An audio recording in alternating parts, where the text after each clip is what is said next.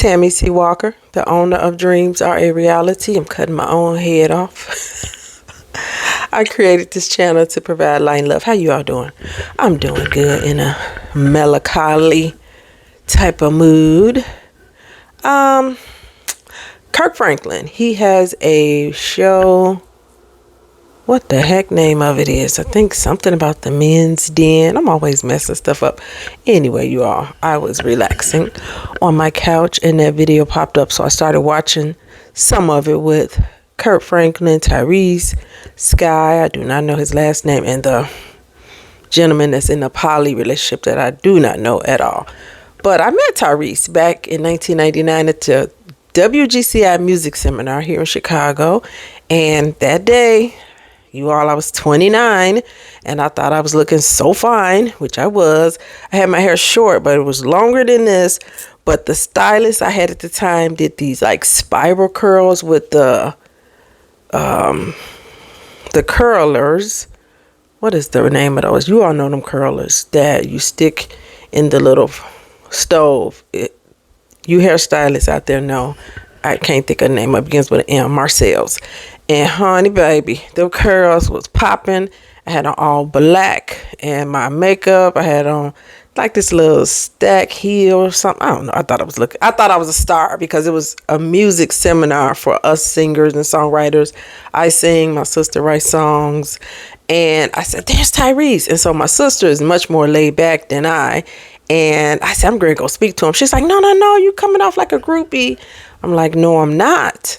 I said, hello, Tyrese, because he was walking back maybe from the washroom or something. He turned around. He was like, do I know you? I want to say, you can.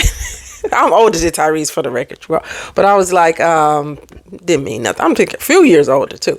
But anyway, I said, no, I'm just a fan. And he said, what's your name? And then I said, I'm Tammi. And he shook my hand. Oh, his eyes were so beautiful, like slanted. His teeth were perfect. The skin was just flawless. I was like, this man look even better in person. How is that possible? Very nice, very charismatic, very humble. I just want to shout out Tyrese. So why is love so hard? Why is love so hard? That was the question that Kirk Franklin asked to them. I just paused it and jumped. I said, I got to jump up and do this video. But you all, I hit my toe so hard. I heard something crack. I hope I didn't break it. I don't think I did, but I hit it so hard. I have an ottoman. I would show you all if I didn't think this whole thing would fall down. And it has some legs, and I ran into one of the legs. That's why I always keep my house shoes on. Oh, it hurts so bad. I had a broke toe before, so I don't think it's broke.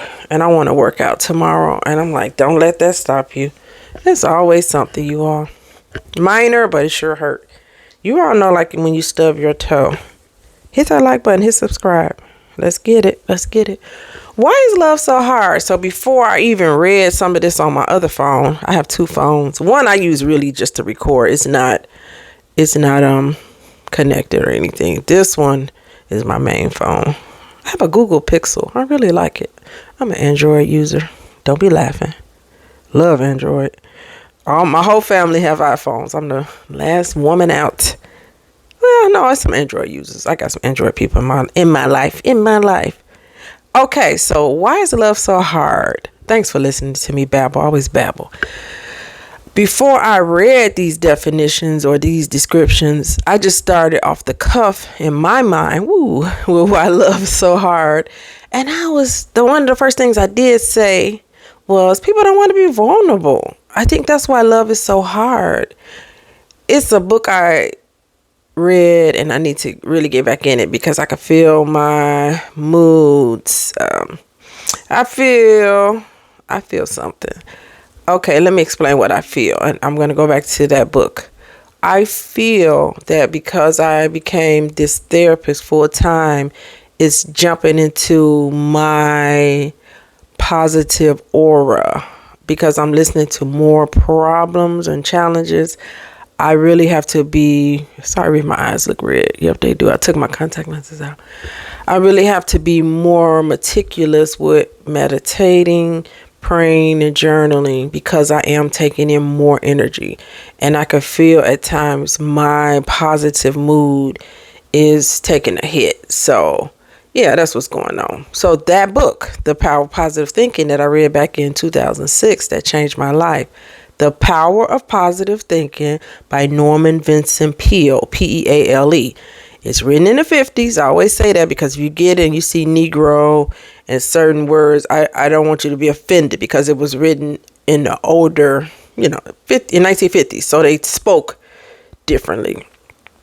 But the book, changed my life. It's Bible based, but the Bible is throughout in there, but it's a lot of stories being told by people who are down on their luck, and the power of positive thinking changed their life. Please excuse my eyes. I'm not happy with what I'm seeing. I just woke up and I have very dry eyes. I had a nap. Alrighty, you all. I'm great to stay on topic now. But again, I said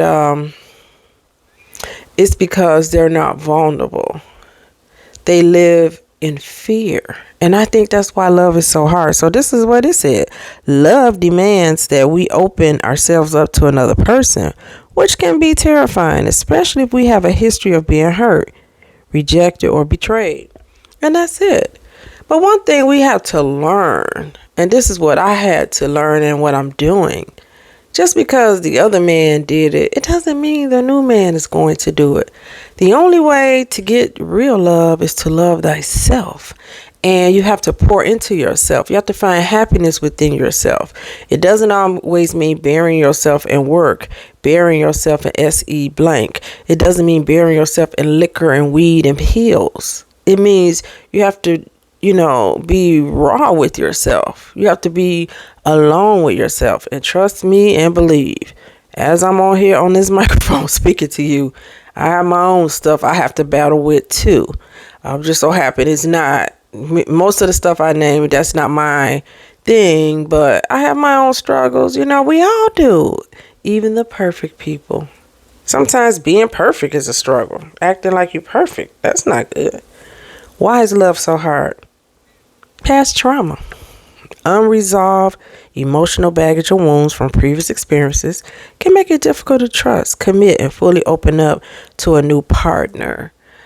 As I watched the Rick James story, some lady molested him at, I think he was 9 years old or so, and his mother caught her doing this. If you don't know who Rick James is, he was a soulful singer, songwriter, a hell of a, I think that was the bass. He played the bass or the lead. I'm going to say the bass, I'm assuming. From the 70s and 80s.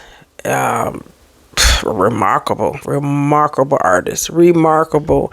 I think his drug abuse, his sexual escapades, all of that, the trouble with the law, it overshadowed his talent. The man, he's one of my favorites. I loved Rick James. And if you really follow his story, you will see that he was a highly intelligent guy and a softie. He had a good heart, but he couldn't stay off cocaine. They said he wasn't sober for more than 3 months, and he would go back to it and go back to it. And he said he just couldn't stop, which ultimately killed him when he died. He had 9 different drugs in his system. And like my sister said today, he could have got off of those drugs. It would have been hard. What is not? He could have got off, though. I believe that he could have. We know he could have. But he wasn't able to. But yeah. The trauma. So I said all that about Rick James to say he got, molested at 9 years old. Who's to say that didn't start all of that weird stuff he was doing? R. Kelly, same thing. I think an older relative, sister, or somebody did something to R. Kelly.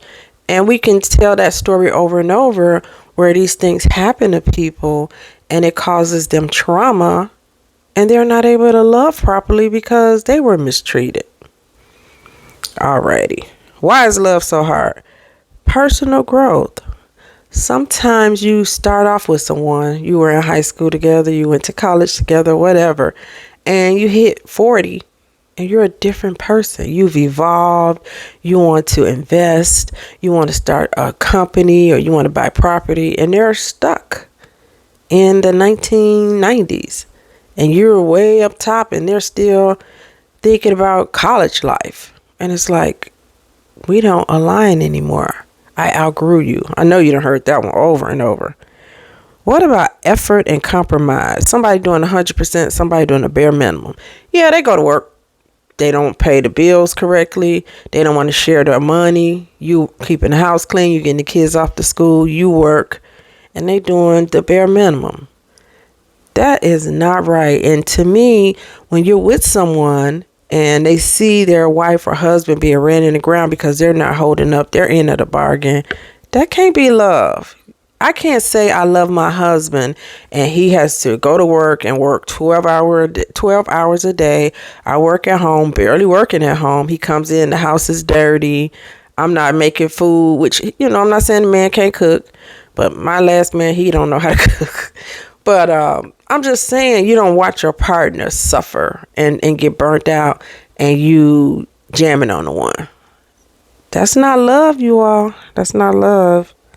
You got to have effort and you must have compromise.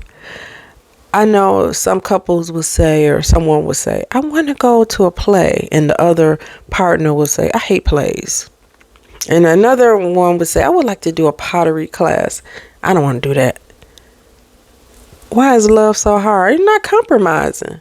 My ex-husband loved old cars. I could give two squats about a 1965 Chevy Camaro. Well, I do like those actually, but I'm just saying it wasn't my thing, older cars.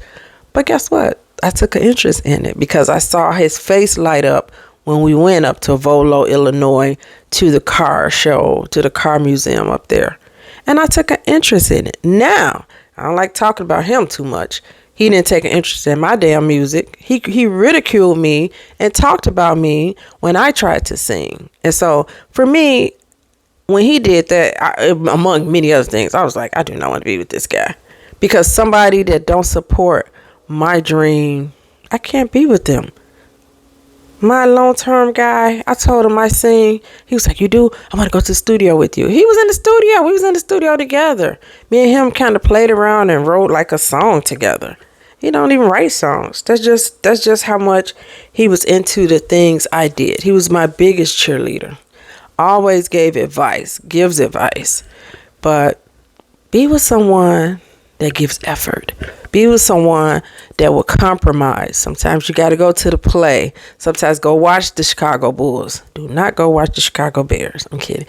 Sometimes go to the sports with your husband or your guy. Even though you hate sports, just suck it up and go. If you're with your person, if I'm with my man, I really don't care what we do. As long as it's nothing illegal and stupid, I'll go. Yeah, babe, come on, let's go.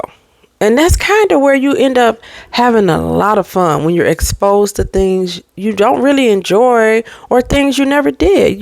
How do you know what you don't like if you don't try it? But if you keep saying no, no, no to your partner, it makes me think you shouldn't have got married. I'm not saying you got to be tied at the hip. I'm not saying you all have to do everything together. But why did you marry them if you don't want to do anything with them?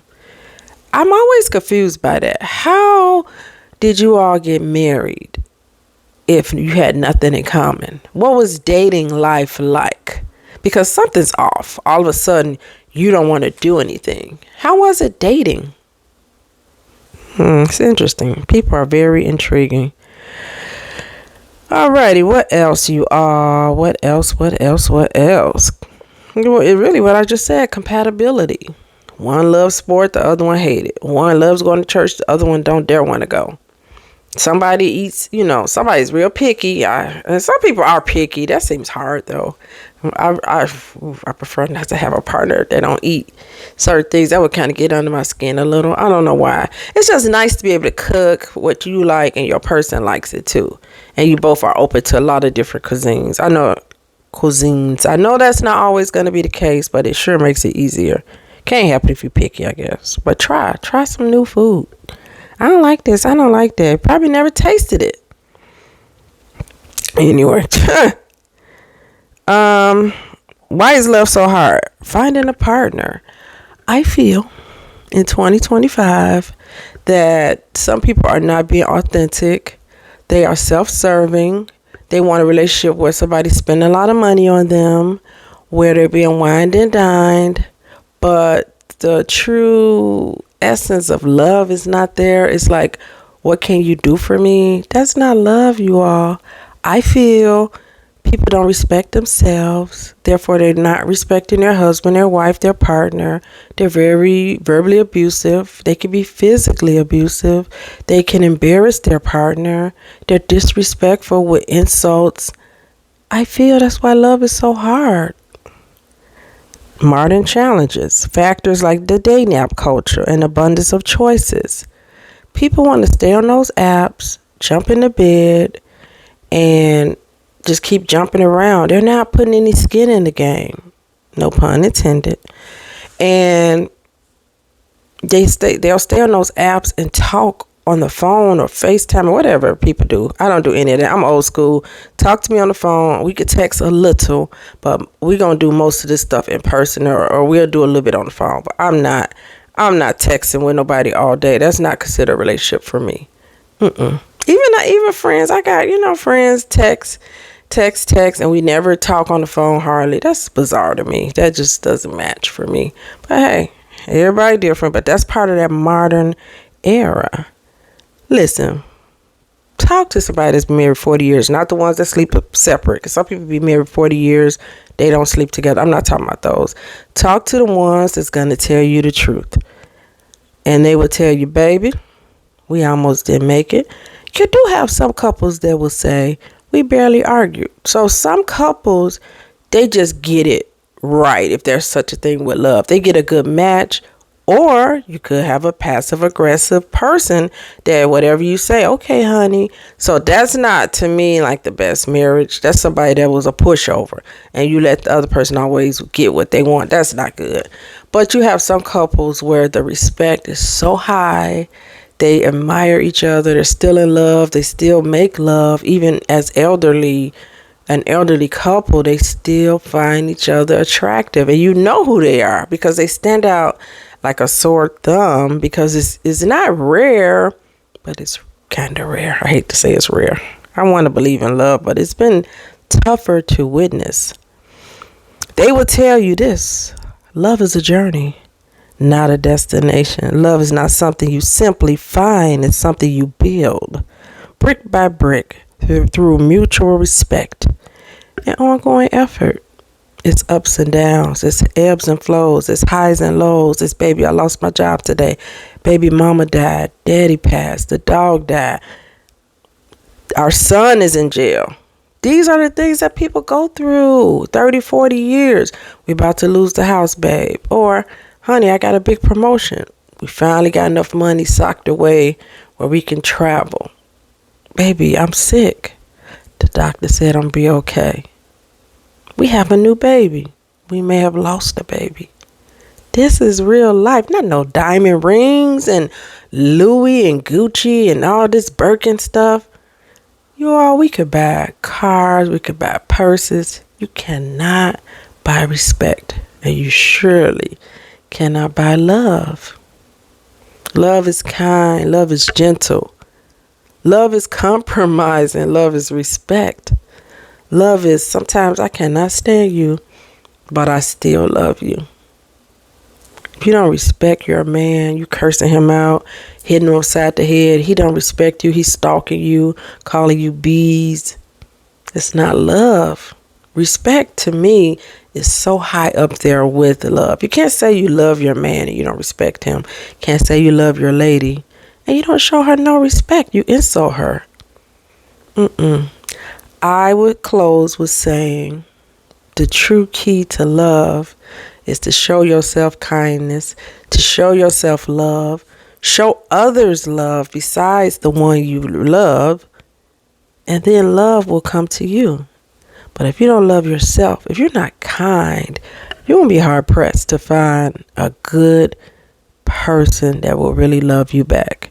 And for you scary cats out there that's been damaged or hurt, I'm not making fun of you, or you had trauma. I've been traumatized too. I have some trauma.